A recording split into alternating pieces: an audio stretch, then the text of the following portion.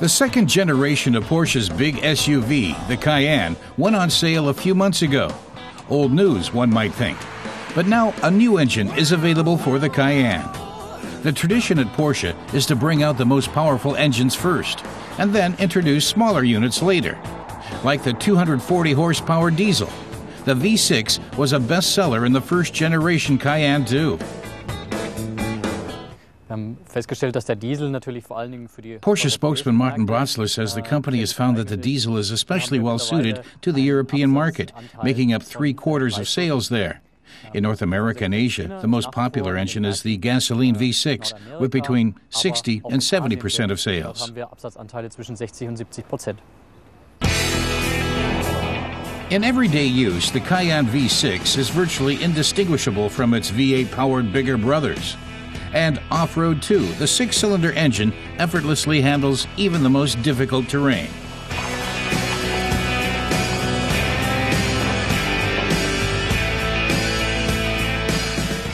Porsche's test track at its factory in Leipzig, where all Cayennes are built, is as good a place as any to put the car through its paces.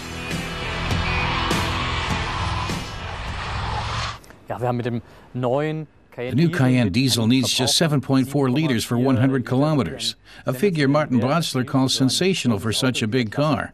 That kind of fuel economy was achieved with a number of individual measures, the most important of which are the new 8-speed Tiptronic S transmission, which has 2 overdrive gears and the integrated automatic start-stop function.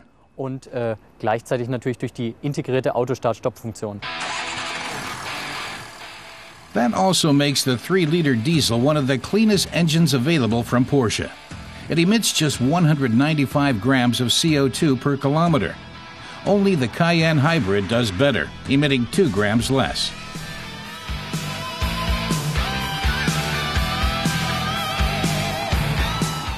A 6-speed manual transmission is standard equipment with the V6, but most customers will probably choose the 8-speed automatic.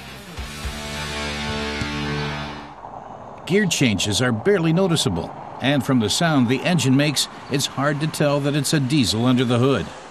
Compared to the bigger engines, the V6 is no slouch.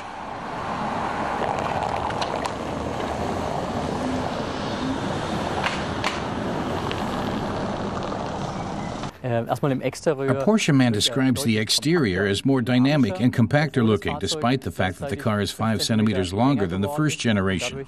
Passengers in the rear seats will notice a little more space. The new Cayenne does look less bulky, with the nose sloping more softly forward. From the rear, the large taillights are especially distinctive. And although the Cayenne has gotten longer, it has also lost weight. The engineers managed to trim off more than 100 kilos. The layout of the interior is practical.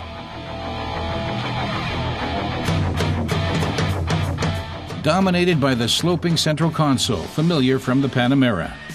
The V6 Cayenne suspension also leaves nothing to be desired. The precise steering makes it easy to guide the big car through curves. The permanent all-wheel drive can be adjusted to shift more power to the front or the rear as required. The price? In Germany, prices for the Cayenne diesel start at about 60,000 euros.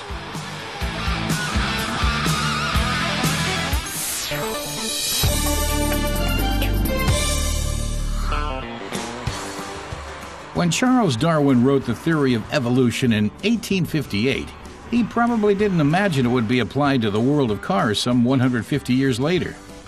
The name Fiat Punto Evo is short for evolution. The car came on the market in fall of 2009. It's the successor to the Fiat Gran Punto. It's not all about performance. The new Fiat also boasts a sharp exterior. The front of the vehicle has been slightly remodeled. We tested the 5-door version. Backseat passengers get plenty of room. The roofline extends and drops off at the very rear of the car.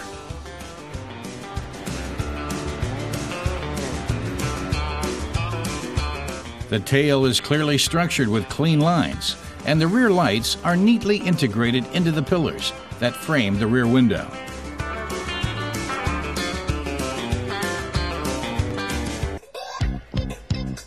The Fiat Punto Evo is a little more elegant and a bit more attractive, changes that mark the difference from one generation to the next.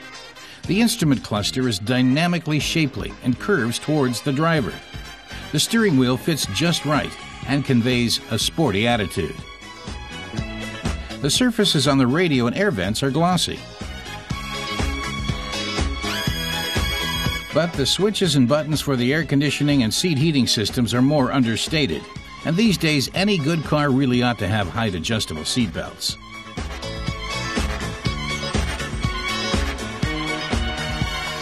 The manual shift Fiat Punto Evo has 5 gears, and true to its name, it's also environmentally friendly with good gas mileage.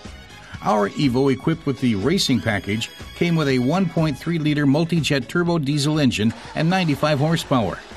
All the models in this series from Fiat have start-stop systems, which help improve fuel economy.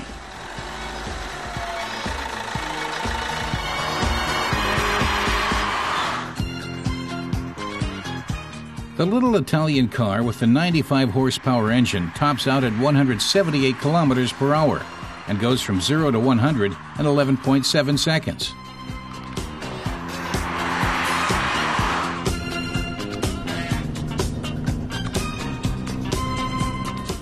The crisp transmission also adds to the Fiat's sporty feel. But despite the racing badge, this Evo does not accelerate or feel like a purebred racing car. 7 airbags and ESP are standard equipment.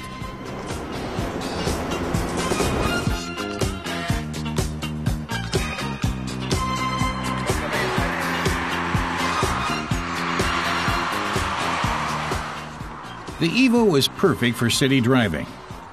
Just one push of a button makes steering light and easy, which comes in handy when you need to guide the car into a tight parking spot. Visibility is also pretty good.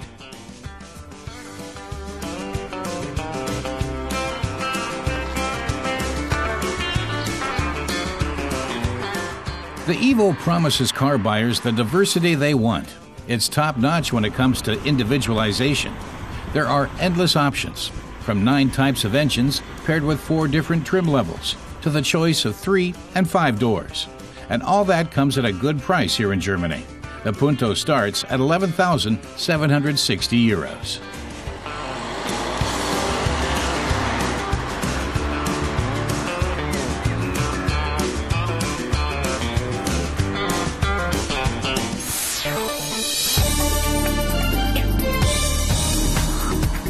Volvo has introduced a powerful new 4-cylinder turbo. The 2-liter gasoline turbo direct injection unit, or GT.The, produces 203 horsepower and will be available in the small XC60 SUV and the S80 sedan. Plus, all new Volvo engines are now equipped with a braking energy recovery system that further improves fuel efficiency.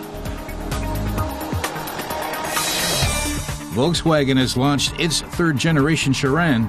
The minivan is 22 centimeters longer than its predecessor, weighs 30 kilos less, and seats 5 people. The 7-seat configuration is also possible. There are sliding doors on both sides for easy access. Available engines include 2 gasoline power plants and 2 diesels ranging from 140 to 200 horsepower.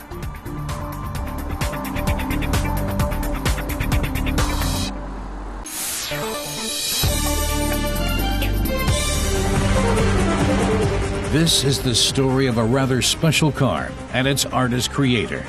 But first, let's go back to where the story began.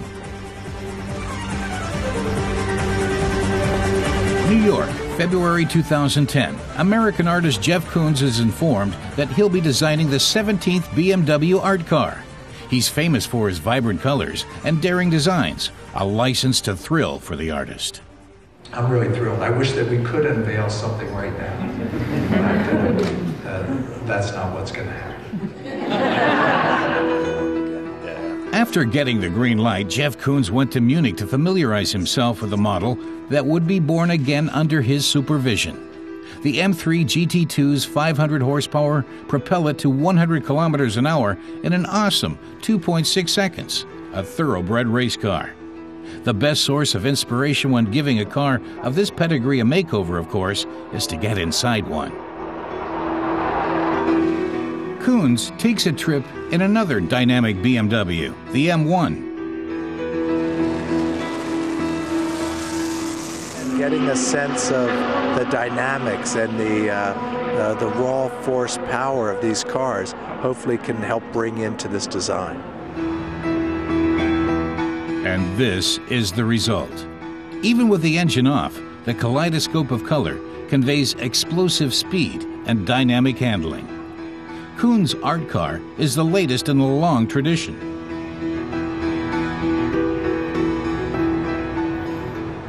The Art Car is part of the BMW Group's cultural program, explains BMW's Thomas Gist.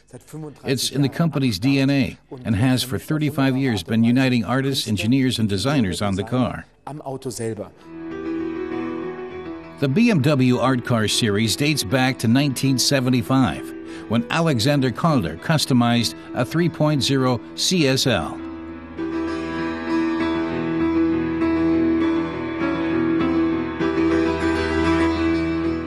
A feast for the eyes, but nonetheless not too shy for the racetrack.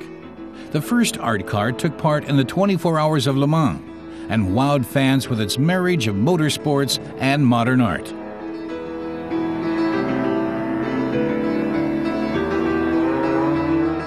The following year saw Frank Stella's reinterpretation of the very same model. He lent the vehicle a graph paper look and likened the process to painting on a shaped canvas. The black and white second installment in the Art Car series likewise competed in Le Mans. The artist himself later regretted not attending the race.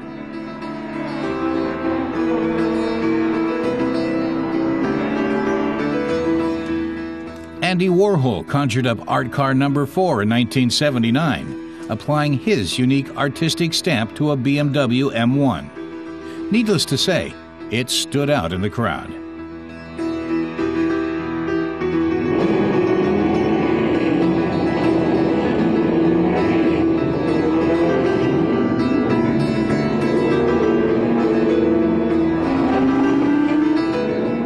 If you look at Andy's car, Andy, it seems to me that he's just giving everybody permission to go home and paint their car.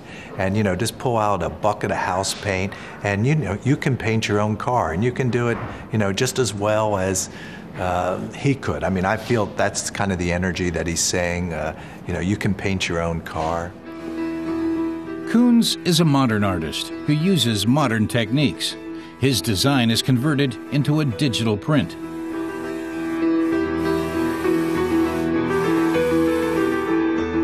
The biggest challenge was transferring his two-dimensional design onto the three-dimensional object.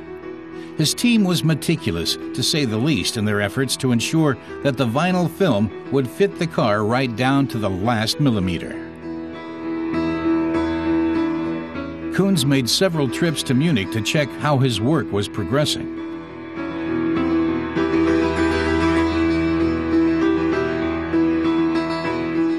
Comparisons show how true the result is to the artist's blueprints, and Koons is clearly delighted. But minor modifications are still needed before the finished Art Car can make its public debut in Paris. The big day finally arrives in June.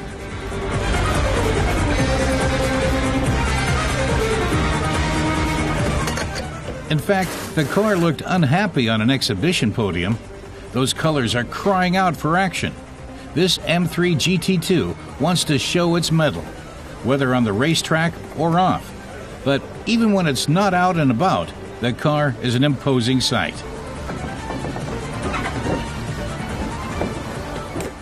When the car is not racing, when the viewer walks around this Art Car to look at it, they're in contact with their own power, kind of the force of their own energy that's needed to move, which constantly is making reference to the power underneath the hood of that car. After its sporting debut at the 24 Hours of Le Mans, the Art Car makes an appearance at the Festival of Speed in Goodwood, England. The car may be the star attraction at the meet, but certainly has competition on the track. Racing driver Dirk Müller takes to the wheel in one of the fastest works of art on the planet. Does the car have the beef to go with the beauty?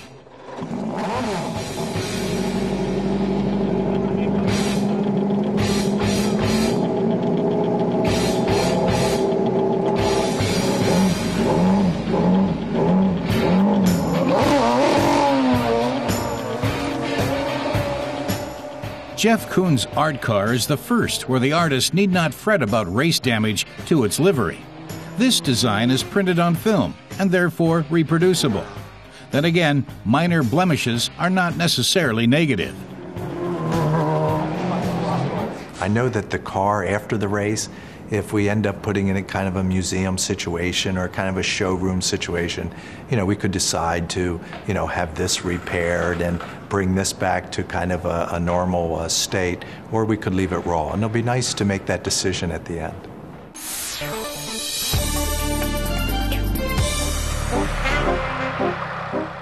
No, this is not the beginning of some Heidi movie set in the Alps. This delightful vintage bus is still on the road, serving routes daily all summer long, as if it had just rolled off the assembly line.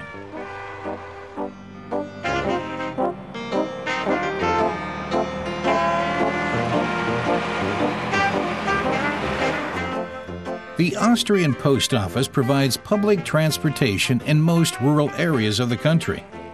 The post bus depot in the town of Spital in the south doesn't run this service for school children and other regular customers, however. It's a special attraction for the many tourists that come to this part of Austria to enjoy the mountain air and beautiful landscapes. This bus was built in 1962 and is the last of its kind. Buses with the engine in back were then taken over the market. But the Viennese company Greff and Stift was still building buses the old-fashioned way, with the engine in front, under a massive hood.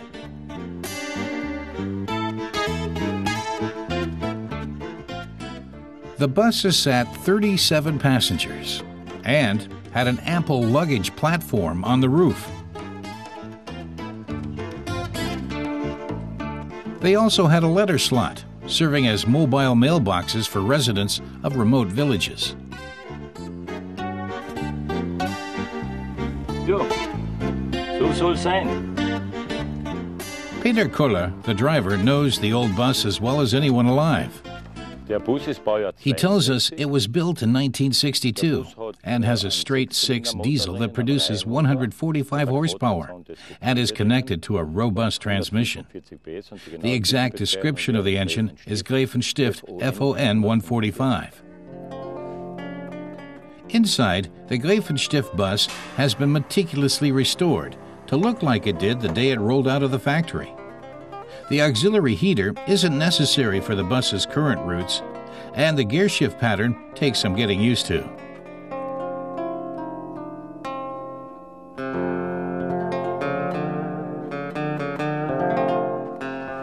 And there are lots of other unusual features, like the air pressure-driven windshield wipers.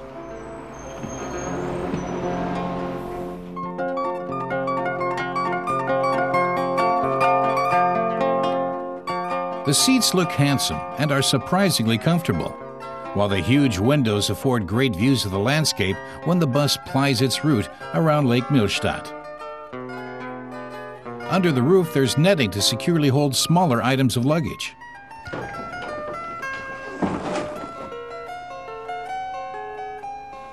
The huge 6-cylinder engine has an 8.3-liter displacement and has pre-chambers that make it necessary to warm up glow plugs before it can be started. Once it's running, it produces 145 horsepower at a relatively relaxed 2200 RPM.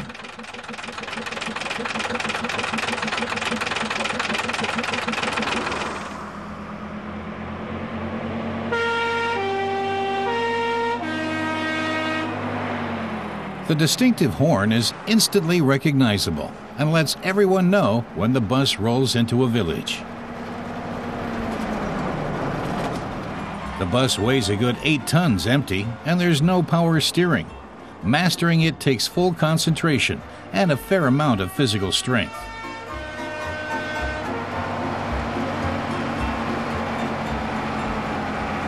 Naja gut, die Anstrengung beim Peter Koller says his colleagues joke that he doesn't need a gym to get a workout. While other drivers have to pay extra for using a gym, he can get his exercise and get paid at the same time. As for air conditioning, Peter says leaving the door open keeps things bearable. But when the door is closed on a hot day, it can quickly feel like a Finnish sauna inside. During the summer months, the bus is in operation almost every day.